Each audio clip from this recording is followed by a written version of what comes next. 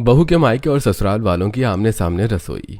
कल्पना और सीमा के घर अगल बगल से हैं, लेकिन उनकी रसोई आमने सामने है। उन दोनों ने ही अपने अपने किचन में खिड़कियां बनवाई हुई हैं, जिससे वो दोनों आपस में बातें कर सकती हैं। और उनकी रसोई उतनी पास है कि वो दोनों अपनी अपनी रसोइयों में जो कुछ भी बनाती हैं वो एक दूसरे को दे और ले सकती हैं। कल्पना अपनी रसोई में पूड़ियां तल रही है और सीमा अपनी रसोई में मसाले भून रही है, जिसकी खुशबू एक दूसरे के तक पहुंच रही है। क्या बात है सीमा, आज तो तुम्हारे यहाँ से मसालों की बड़ी अच्छी खुशबू आ रही है। जरूर कुछ खास बन रहा होगा। हाँ कल्पना, आज मैं भरवा करेले बना रही हूँ, सोचा थोड़ा अपने मन का हो जाए। और तुम्हारे यहाँ क्या बन रहा है? पूड़ियों की महक तो यहाँ तक आ रही है।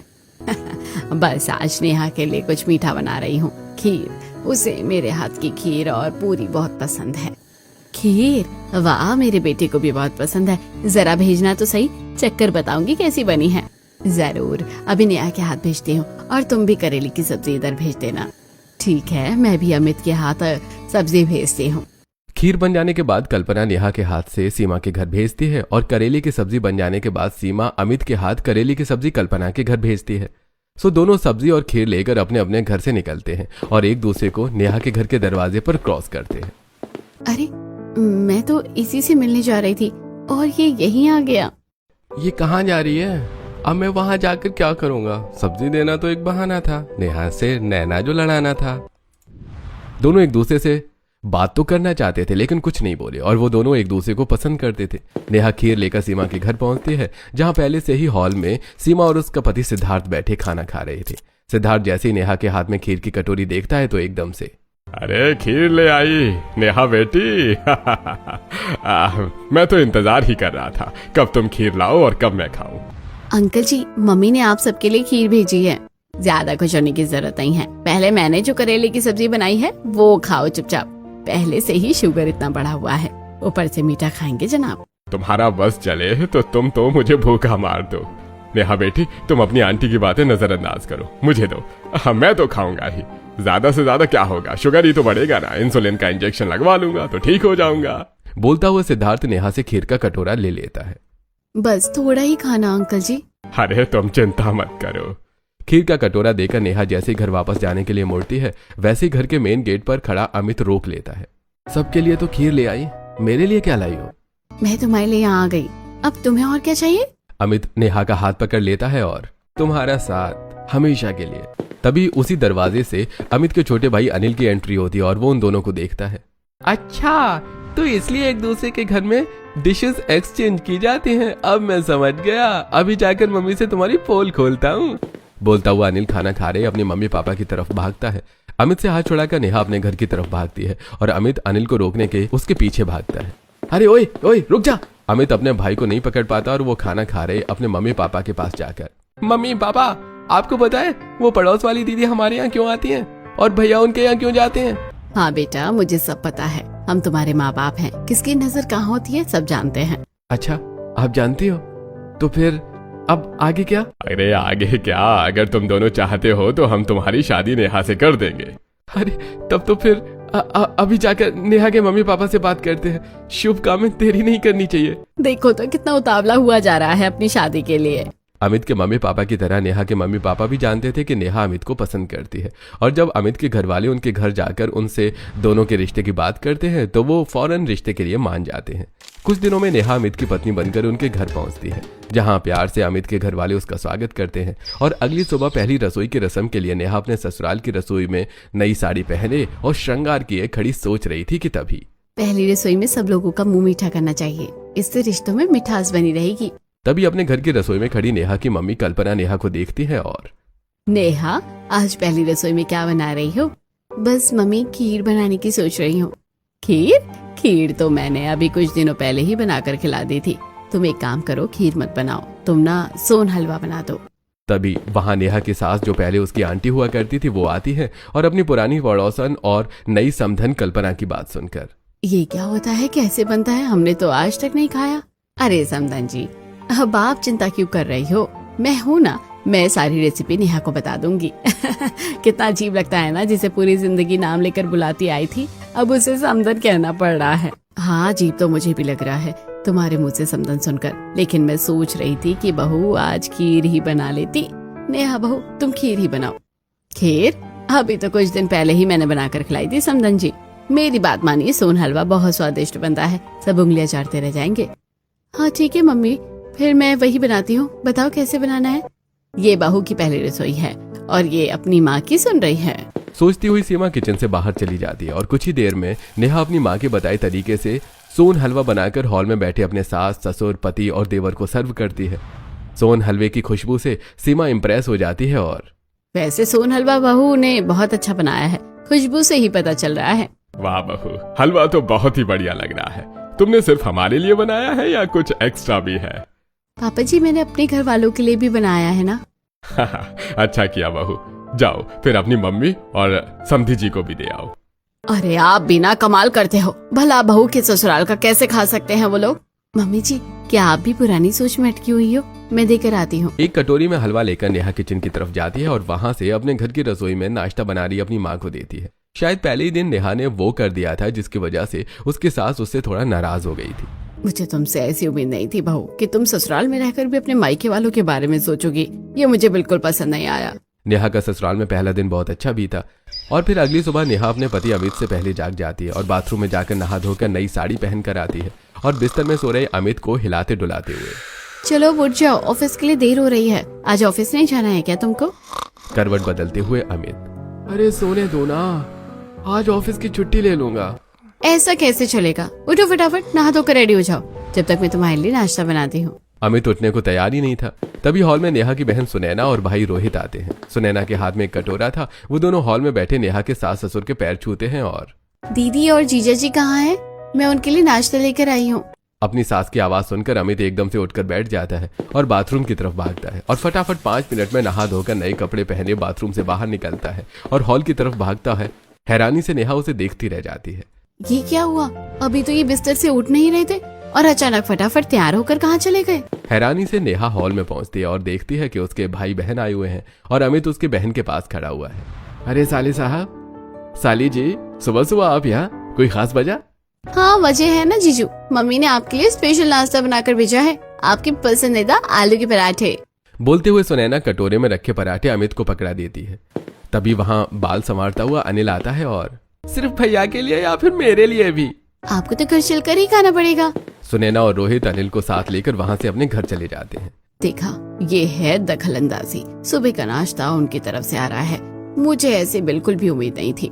नेहा को बिल्कुल भी अंदाजा नहीं था कि उसकी सास को अब सब बिल्कुल पसंद नहीं आ रहा। उसी दिन दोपहर में नेहा जब दोपहर का खाना बनाने के लिए अपने ससुराल की रसोई में थी, तभी सामने वाली मायके की रसोई में दाल चावल बना रही उसकी माँ उसे देखती है और आज लंच में क्या बना रही हो नेहा? मम्मी गर्मी शुरू हो गई है ना, तो मैं सोच रही थी कड़ी चावल सब्जी रोटी ये सब बना लूं।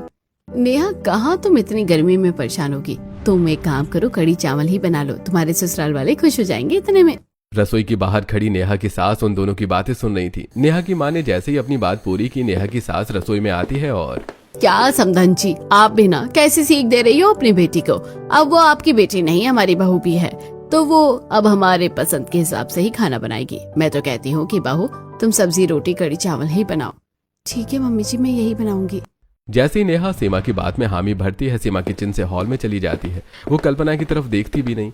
कुछ देर बाद हॉल में इकट्ठा हो चुके अपने पूरे ससुराल वालों को नेहा कढ़ी और चावल सर्व करती है। सिर्फ कढ़ी चावल देखकर सीमा हैरान हो जाती है और बहू मैंने तो तुम्हें कुछ और बनाने को बोला था, तुम तो कढ़ी चावल बना कर लाई हो। क्या करूँ मम्मी जी, मेरी मम्मी ने मुझे बनाने ही नहीं दिया, बोल रही थी कि कहाँ तू गर्मी में परेशान होगी तो तू कढ़ी और चावल ही बना ले। समधन जी को अब समझना होगा कि अब उनकी बेटी इस घर की बहू भी है, तो वो उनके हिसाब से नहीं चलेगी। और हाँ बहू, अब तुम भी इस बात का ध्यान रखना कि अब तुम अपनी माँ की बेटी के अलावा इस घर की बहू भी हो, तो तुम्हें हमारी पसंद का भी ख्याल रखना होगा। ठीक है मम्मी जी, मैं समझती हूँ आपकी बात को। ऐसा नहीं था कि नेहा की सास उसकी माँ को नापसंद करती थी, वो उसे अपनी बेस्ट फ्रेंड मानती थी, लेकिन शादी के बाद उसका नेहा के काम में दखल अंदाजी करना पसंद नहीं आ रहा था। इसलिए वो बार बार नेहा को समझाने की कोशिश करती थी। एक दिन नेहा अपने कमरे में बैठे कपड़े घड़ी कर रही थी, तभी वहां पर सीमा आती है और देखो बहू, मैं तुम्हारे लिए क्या लाई हूँ। क्या लाई हो मम्मी जी? सीमा झुमके निकाल कर नेहा के हाथ में रखती है। ये झुमके मुझे मेरी सास ने दिए थे, अब मैं तुम्हें दे रही हूँ। अभी झुमके तुम्हें संभाल के रखने हैं, ठीक वैसे ही जैसे अब तुम इस परिवार को संभालोगी। ठीक है मम्मी जी, मैं आपकी उम्मीदों पर खरा उतरने की पूरी कोशिश करूंगी। नेहा को झुमके देकर और समझाकर सीमा अपने कमरे में चली जाती है। इसी तरह दिन बीत जाते हैं। फिर एक रविवार वाले दिन कल्पना अपनी रसोई में करेले की सब्जी बना रही थी और नेहा अपनी रसोई में कोफ्ते, तंदूरी रोटी और रायता बना रही थी। नेहा, तुम क्या बना रही हो आज खाने में? लौकी के कोफ्ते और तंदूरी रोटी बन गई है, अब बस रायता बना रही हूँ। और मम्मी, तुम क्या बना रही हो? करेले की सब्जी। कल्पना की बात हॉल में बैठा विवेक सुनता है और अरे करेला कौन खाता है? जो बना रही हूँ वही खा लेना चुपचाप। इतनी गर्मी में मुझसे और कुछ नहीं बनाया जाएगा। नेहा आज क्या बना रही है? कोफ्ते की सब्जी और रोटी। उससे बोलो ना सब्जी और रोटी पास कर दे। तभी डाइनिंग हॉल में सुनैना आती है और पापा क्यों परेशान होते हो? मैं जाकर ले आती हूँ ना। तभी वहाँ करेले की सब्जी लिए कल्पना आती है और तू वहाँ खाली हाथ जाएगी तो अच्छी लगेगी, तो एक काम करी, करेले की सब्जी लेती जा। करेले की सब्जी लेकर सुनैना वहां से नेहा के घर की तरफ जाती है और उधर नेहा ने खाना बनाकर डाइनिंग हॉल में सबको परोस दिया था। लौकी के कोफ्ते, तंदूरी रोटी और रायता देखकर सभी के चेहरे खिल उठते हैं। अरे वाह, आज तो स्पेशल बन रहा है। कोफ्ते और तंदूरी रोटी और रायता खाकर मजा ही आ गया। तभी वहां बड़ी सी कटोरी लिए सुनैना पहुंचती है। उसके हाथ में कटोरी देखकर सिद्धांत समझ जाता है कि आज बहू के मायके से कुछ आया है। अरे आज समधन जी ने क्या भेजा है मेरे लिए? करेले की सब्जी। क्या? करेला? अरे करेला तो मैं नहीं खाऊंगा। इतने दिनों से मैं करेले का जूस पी पी कर तंग आ चुका हूँ। अच्छा, आज तो आप करेले की सब्जी ही खाओगे? हाँ पापा, आप करेले की सब्जी खाओ, आपके लिए करेला बहुत अच्छा है। जीजू, आज तो आपको भी करेले की सब्जी खानी होगी। नहीं, मैं नहीं खाऊंगा, मैं तो कोफ्ते की सब्जी खाऊंगा। जीजू प्लीज देखो ना, माँ ने करेले की सब्जी बनाई है और हमें करेला नहीं खाना, तो आज आप करेला खा लो, हम कोफ्ता खा लेंगे। बस इतनी सी बात है, तुम्हारे लिए कुछ भी? हाँ, मैं करेले की सब्जी बनाती थी तो तुम टाल जाते थे, नहीं खाते थे, और आज मेरी बहन करेले की सब्जी लेकर आई है तो एकदम से मक्खन की तरह पिघले जा रहे हो। अरे तुम्हें क्या पता, ये जीजा और साली के बीच का मैटर है। मैं भी करेले की सब्जी खा ही लूंगा। अनिल कोफ्ते का बर्तन उठाकर सुनैना को दे देता है और सुनैना से करेले की सब्जी का बर्तन लेकर डाइनिंग टेबल पर रख देता है। कोफ्ते लेकर सुनैना वहां से अपने घर चली जाती है। ये क्या हरकत है? मुझे बिल्कुल भी पसंद नहीं है ऐसा। मुझे कुछ करना पड़ेगा, पहले बड़ी बहन और अब छोटी। सीमा किस बात में सोच रही थी वो तो आप समझ गए होंगे। वो चुपचाप करेले की सब्जी, रोटी और रायते के साथ खाती है और फिर शाम के समय जब अमित छत पे टहलता हुआ फोन पर अपने दोस्त के साथ बात कर रहा था, तभी सीमा उसके पास आती है और अमित देख, मैं तुझे साफ साफ कह देती हूँ, मुझे तेरे ससुराल वालों का इस तरह यहाँ आना बिल्कुल भी पसंद नहीं है। ये सब बहू के मायके और ससुराल की आमने सामने रसोई की वजह से हो रहा है। या तो तू नेहा को समझा या फिर मैं अच्छी तरीके से हैंडल करती हूँ। ये तुम क्या कह रही हो मम्मी? ज्यादा अनजान बनने की कोशिश मत कर, तू सब जानता है मेरे कहने का मतलब। जैसे नेहा इस घर की बहू बनी, वैसे ही उसकी बहन भी कोशिश कर रही है, लेकिन अब मैं ऐसा बिल्कुल नहीं होने दूंगी। अमित को समझाकर सीमा छत से नीचे उतर जाती है, लेकिन उसके समझाने का भी कुछ असर नहीं होता। आमने सामने की रसोई की वजह से नेहा अपने मायके और उसकी बहन का वहां आना जाना लगा रहता है। सीमा जब भी सुनैना और अनिल को एक साथ देखती तो उसका पारा हाई हो जाता, लेकिन वो नेहा के प्यार की वजह से चुप थी, क्योंकि वो उसे दुखी नहीं करना चाहती थी, लेकिन वो बात तो आगे भी बढ़ने नहीं देना चाहती थी। इसलिए एक दिन वो अपने पति के साथ मजदूर चौक जाती है और वहां खड़े कुछ मजदूरों के पास जाकर, भैया एक दीवार खड़ी करनी है, दीवार खड़ी करने के कितने पैसे लोगे? अरे वो तो साइज पर डिपेंड करता है। अरे सीमा, तुम्हें कहाँ दीवार खड़ी करवानी है? मुझे रसोई बंद करवानी है। क्यों, क्या दिक्कत है रसोई में? बहू की माँ हमारे घर के मामलों में दखल अंदाजी करती है, ये मुझे बिल्कुल पसंद नहीं है। इसलिए मैं ससुराल और बहू की माँ की रसोई अलग अलग करवाना चाहती हूँ। और हाँ, मैं नहीं चाहती कि आमने सामने रसोई की वजह से बहू की छोटी बहन भी हमारी छोटी बहू बन जाए। ये तुम क्या कह रही हो सीमा? ये लो, सब कुछ इनकी आंखों के सामने होता है और इन्हें कुछ पता ही नहीं। जब सुनैना घर में आती है तो आप नहीं देखते कि अनिल का चेहरा कैसे खिल उठता है, और सुनैना किसी न किसी बहाने से आ ही जाती है। अरे भाग्यवान, ऐसा मत करो, फिर मैं समधन जी को कैसे देखूंगा? क्या कहा तुमने? अब मैं कह रहा हूँ कि थोड़ा समय दो, हम बहू को समझाएंगे ना, फिर ऐसा करने की जरूरत नहीं पड़ेगी।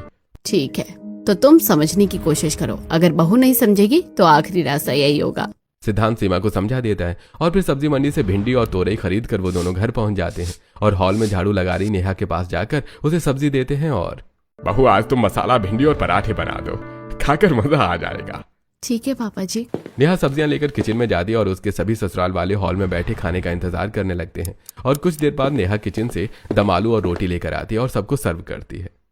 बहू, हमने तो तुम्हें भिंडी ला कर दी थी, ये आलू कहाँ से आ गए? पापा जी, वो मम्मी ने आज दम आलू बनाए थे तो वही दिए हैं। देखो, अब आप बहू को समझा दो या फिर मैं अपने तरीके से हैंडल करूँ क्या सिचुएशन। बहू देखो, पहले की बात अलग थी, जब दोनों घरों की रसोई एक थी तो खाने का आदान प्रदान अदला बदली हो जाती थी, लेकिन अब तुम इस घर की बहू हो। तुम्हें सोचना चाहिए कि अपने घर के मामलों में माँ की दखलंदाजी ठीक नहीं है। तुम अपनी माँ को समझाओ कि तुम अपने ससुराल में हो और यहाँ खुश हो, क्योंकि अगर लोगों को पता चला कि तुम अब तुम्हारे मायके का दिया खाना खाते हैं तो लोग कैसी कैसी बातें करेंगे। पापा जी, अगर आपको मेरी माँ से बात करना पसंद नहीं है तो मैं अपनी माँ से बिल्कुल बात नहीं करूंगी। अपने भाई बहन से भी बोल दूंगी कि वो यहाँ ना आया करे। अरे नहीं भाभी जी, ऐसा मत करना, अपनी बहन को यहाँ आने से मत रोकना। तू उसकी इतनी तरफदारी क्यों कर रहा है? अब मम्मी बस ऐसे ही। अनिल आगे क्या कहता है नेहा को नहीं पता चलता, क्योंकि वो अपनी सास की बातों से आहत होकर अपने कमरे में चली जाती है। अमित उसके पीछे पीछे जाता और बिस्तर में बैठी रो रही नेहा से, नेहा तुम मम्मी की बात का बुरा मत मानो, देखो उनका कहना भी सही है, मम्मी जी का इस तरह का व्यवहार मम्मी को पसंद नहीं है, इसलिए उन्होंने तुमसे कह दिया। नेहा अमित की बात का कुछ जवाब नहीं देती। फिर अगले दिन जब वो अपने ससुराल की रसोई में खड़ी सोच रही थी कि आज खाने में क्या बनाऊं, तभी उसके सामने वाली मायके की रसोई में उसकी माँ आती है और आज खाने में क्या बना रही हो नेहा? नेहा अपनी माँ को नजरअंदाज करके तुरई छीलने लगती है। क्या हुआ? मैंने कुछ पूछा, तुमने सुना नहीं लगता है। हाँ मम्मी, मेरा ध्यान कहीं और था। कल्पना नेहा का उदास चेहरा देखती है और क्या हुआ, तेरा चेहरा क्यों लटका हुआ है?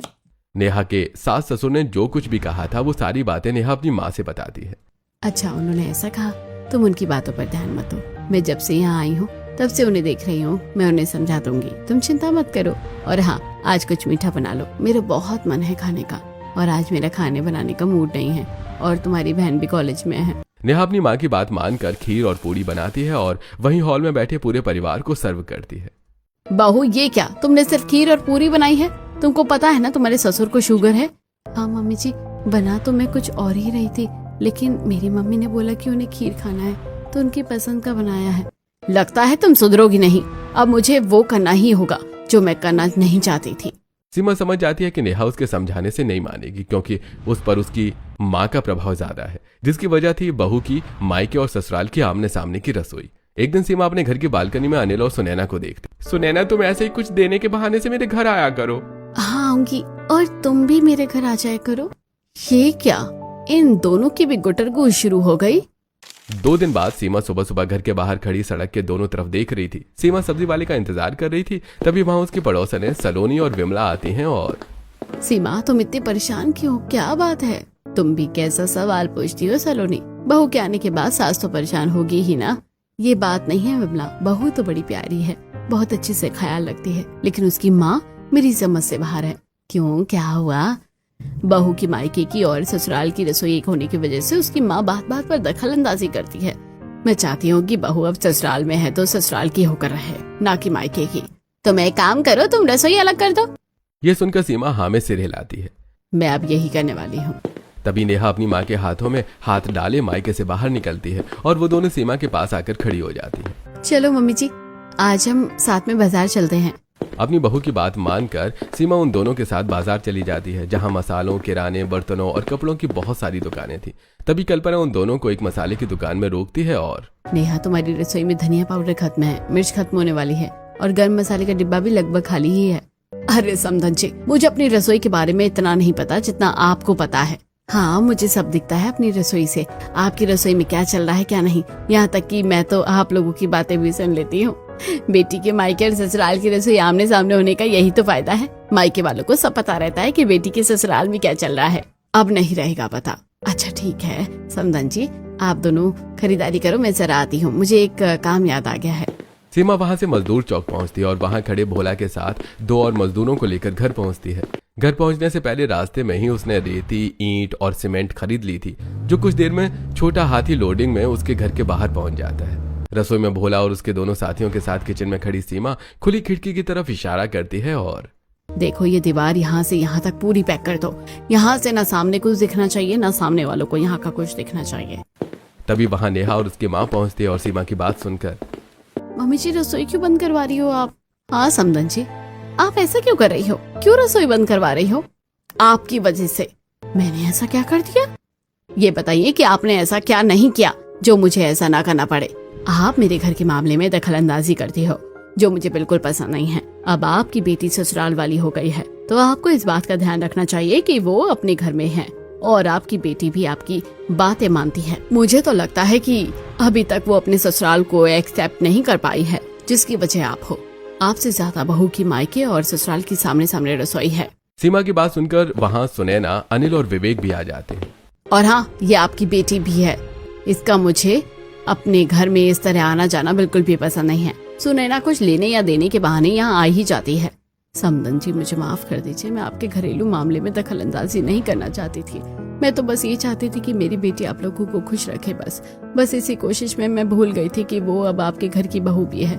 मैं समझ नहीं पाई कि मेरी वजह से आपको परेशानी होती है। हाँ, आपका कहना सही है, लेकिन क्या हम खुश थे? आपने कभी ये जाना? हाँ मम्मी जी, मेरी भी गलती है। मैंने भी कभी आप लोगों की पसंद नहीं पूछी।